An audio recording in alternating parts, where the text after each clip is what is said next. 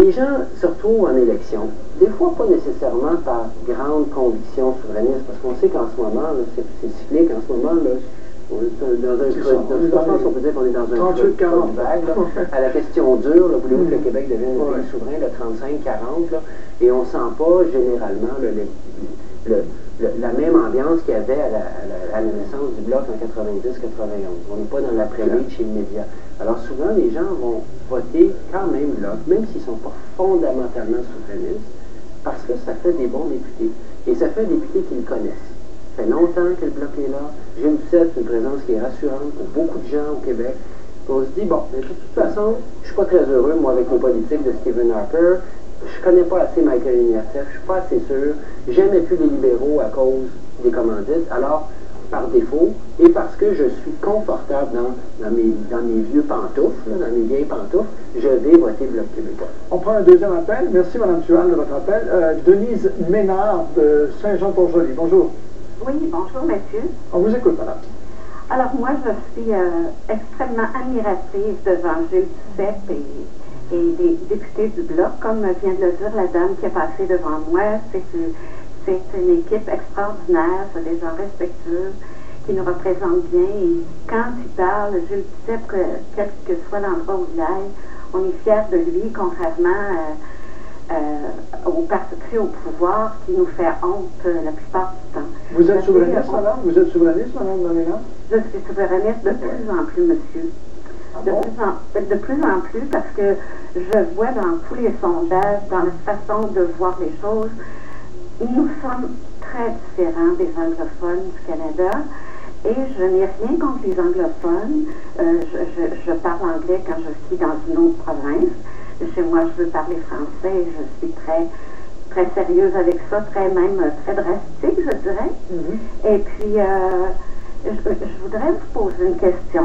Étant donné qu'on n'a pas signé la Constitution, qu'est-ce qui nous empêche de nous séparer du Canada?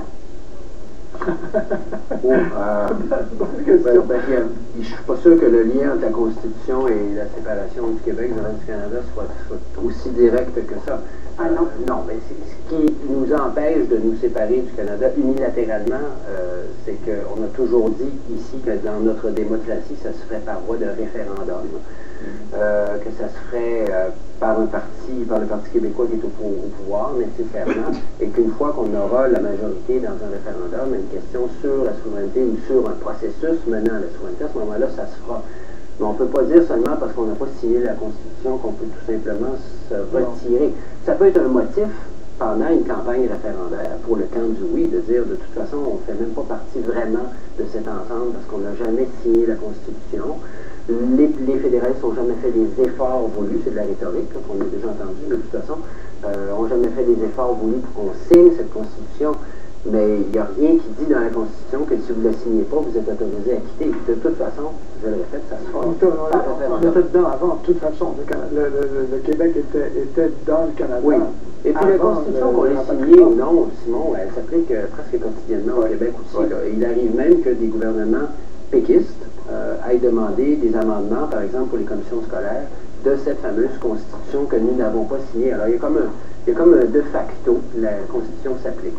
Merci Mme Ménard de votre appel. On va faire une pause maintenant et on va continuer d'appeler, on va continuer d'écrire. On a hâte de vous entendre et de vous lire aussi. Restez avec nous tout de suite, on est là.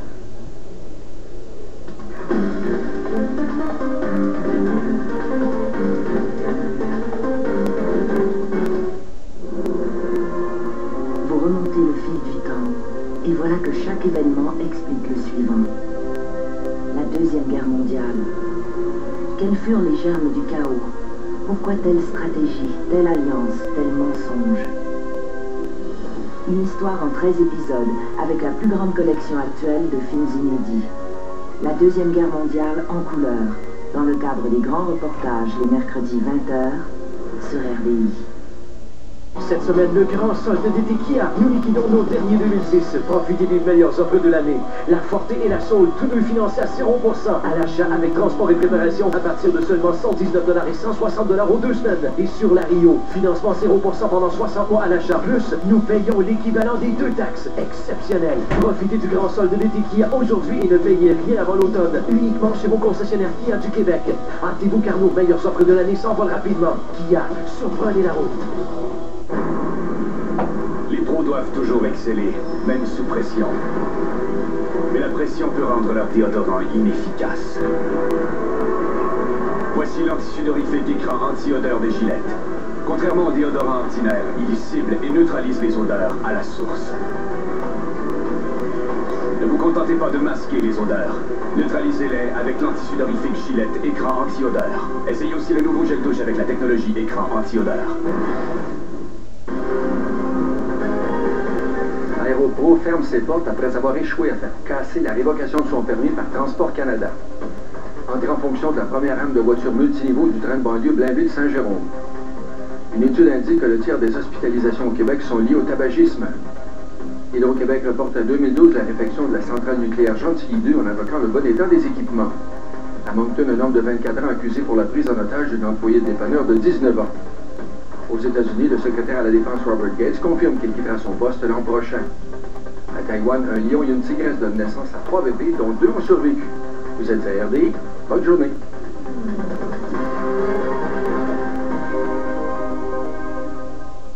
Transmettre mes recettes et mes petits trucs à ma famille, c'est un peu mon héritage. Mais j'aimerais en laisser plus. Vous pouvez maintenant transmettre à votre famille bien plus que des recettes en héritage, grâce à l'assurance vie de Banque Nationale Assurance. Si vous avez entre 50 et 75 ans, nous garantissons votre acceptation. Il n'y a aucun examen médical, ni de questions sur votre santé, ni de visite d'un représentant. Pour aussi peu que 20 $ par mois, les primes n'augmenteront jamais, c'est garanti. Vous bénéficierez même d'une assurance en cas de décès accidentel, équivalent à 5 fois votre protection. De plus, votre bénéficiaire touchera le montant de votre assurance dans les 48 heures, exempt d'impôt. Demandez dès maintenant votre pochette d'informations gratuite sans obligation en appelant sans frais le 1-866-614-0796 ou en visitant le 50etplus.ca. C'est une recette tellement simple et facile pour ma famille. Banque Nationale Assurance. Et Action. Les motocyclistes d'expérience associent les meilleurs moments de leur vie au temps qu'ils passent à rouler. Et les conducteurs de Goldwing le savent mieux que tous les autres. La Goldwing de Honda, la motocyclette de tourisme la plus luxueuse au monde, vous offre un nombre incroyable d'innovations pour votre agrément et votre sécurité. Et des hautes performances pour couvrir d'énormes distances dans un style et un confort ultime sur 2 roues. Et pour un temps limité, obtenez un rabais de 6 600 $ sur les Goldwing 2009 en inventaire. Pendant l'événement Vive l'été de Honda. Faites vite. Et vous aussi vous direz Vive l'été sur ma Honda. Alors, la période de questions continue. Vincent Marissal du journal La Presse est avec moi. Nous parlons du Bloc québécois et des 20 ans du Bloc. Et la question qu'on vous pose, c'est est-ce que le Bloc, la présence du Bloc est toujours pertinente 20 ans après Ottawa? Le Bloc qui ne passera jamais le pouvoir à Ottawa. Le Bloc qui, ça paraît paradoxal à bien des gens, c'est difficile d'expliquer à des étrangers ça. Oui, on a un parti séparatiste au gouvernement fédéral. C'est assez étonnant ça pour bien des gens. Mais il est là parce que vous votez pour le Bloc. Hein. Le Bloc a toujours eu la majorité des sièges depuis 1993, la majorité des sièges du Québec à Ottawa. Alors on a beaucoup de courriels, beaucoup d'appels. Bruno Maltais, quelques courriels, allons-y, on vous écoute. Non, c'est intéressant parce qu'on en reçoit énormément et c'est très partagé. Ça n'a jamais été pertinent ou encore plus pertinent que jamais. Ça va vraiment dans les deux extrêmes. OK, on vous écoute. Pas. Donc, Yves Cazelet de Québec a écrit « Je suis convaincu que la présence du Bloc à Ottawa est la cause de l'instabilité politique actuelle, dont l'impossibilité d'avoir des gouvernements majoritaires, ce qui entraîne cette situation où l'opposition, même majoritaire, ne veut même pas aller en élection. En pratique, je ne sais vraiment pas ce qu'il a apporté au Québec, à part de bons slogans, des promesses, des positions instables et toute une parlure sur sa nécessaire nécessité. Après 20 ans, c'est devenu un anachronisme, tenant compte, par exemple, que les Québécois ont décidé que la souveraineté, c'est pour la semaine des 4 jeudis. Donc voilà. D'un autre côté, Jean Paradis de Montréal a écrit « Le but de la démocratie, ce n'est pas d'user de stratégie pour avoir le pouvoir, mais bien de pouvoir s'exprimer et se faire entendre au niveau des débats qui se font. Le Bloc représente très bien l'opinion de nombreux Québécois et de nombreuses Québécoises et défend bien les intérêts du Québec à Ottawa. Sa présence y est tout à fait pertinente. Donc on voit Simon d'un côté et de l'autre, et j'en ai un troisième qui va un peu à prendre tangente, là. Laval-Lavallée nous a écrit « La question devrait plutôt être « Est-ce que le Parti libéral a encore sa place pour représenter les intérêts du Québec à Ottawa? Le Bloc a bien rempli sa tâche depuis 20 ans. Où était le Parti libéral durant cette période? Les politiques actuelles des libéraux ne font rien pour rassurer les Québécois. » Donc on élargit le débat. Bien, ok. Alors, merci. On va retrouver un peu plus tard, Bruno, avec d'autres courriels, très certainement. On a beaucoup d'appels aussi. Juste revenir un petit peu sur ce qu'écrit le premier monsieur qui dit le Bloc n'a rien fait. Il n'a jamais rien fait en 20 ans à Ottawa. C'est pas tout à fait ce que vous disiez tout à l'heure. Non. Ben d'abord, le Bloc est là parce que les gens votent pour le Bloc. Ouais. Les gens ne sont pas obligés. Là, donc, il a une légitimité, là, sans aucun doute. La pertinence, on peut en débattre, là, mais la légitimité, elle est forte. Et c'est pas vrai. Souvenez-vous notamment dans la dernière campagne électorale en 2008, quand les conservateurs, de façon assez malhabile, ont voulu couper des fonds, notamment pour la culture, notamment pour l'exportation de produits culturels québécois. C'est le Bloc, d'abord et avant tout, suivi d'une large coalition, qui a pris le flambeau et qui a dit ça n'a pas de bon sens, on ne peut pas accepter ça. Vous ne pouvez pas d'un côté dire on prenait la nation québécoise, couper les fonds à ce qui permet, les programmes qui permettent d'exporter cette culture. Qui a fait le gros combat, qui a fait reculer les conservateurs, en tout cas aux urnes, à cause de ce dossier-là, c'est certainement le Bloc québécois. Demandez à Jean Charest si le Bloc est parfaitement inutile. Je pense qu'en toute honnêteté, il serait obligé de dire qu'à l'occasion, le Bloc lui a été même très utile. Mais dans le cadre de la commission de Jean Charest, c'est un fédéraliste. Il s'entendrait probablement mieux qu'un autre fédéraliste à Ottawa. Mais d'un autre côté, si vous voulez défendre certains dossiers, par exemple celui de la Commission des valeurs mobilières, qui ferait de facto disparaître celle du Québec, dans un champ de compétences reconnu comme étant québécois, à ce moment-là, Jean Charest a besoin, le gouvernement du Québec, peu importe qui en est à sa tête, a besoin ou a eu besoin de Gilles Duceppe, qui, lui, s'est fait le champion de la défense des intérêts du Québec. C'est un peu court, en tout respect pour le monsieur là, qui écrit, là, qui te dit que le Bloc a servi à rien depuis 20 ans. Je pense que la question n'est pas là. C'est plutôt de savoir combien de temps le Bloc veut-il encore rester à Ottawa. Parce que le côté permanent du Bloc québécois est nécessairement contre nature à ce que le Bloc était à sa fondation. Souvenez-vous la phrase de Lucien Bouchard, notre succès sera mesuré à la brièveté de notre séjour à Ottawa. Si le Bloc décide de rester à demeure, à vitam aeternam à Ottawa, le côté permanent change la donne. C'est plus du tout la même chose qu'il y a 20 ans. C'est plus du tout la même chose qu'il y a 20 ans. Excellente observation.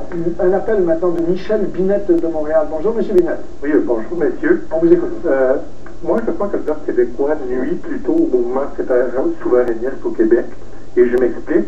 Je pense que les Québécois, et ça depuis des décennies, voient un peu le Bloc québécois comme une soupape de sûreté pour ventiler peut-être leur insatisfaction ou leur frustration envers le Canada ou les partis séparatistes ou un fédéraliste, excusez.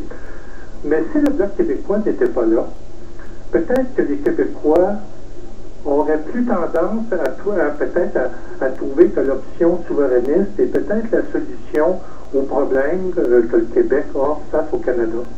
C'est pour ça que je dis que le Bloc québécois, en d'autres mots, ne remplit pas le rôle qu'il devrait jouer.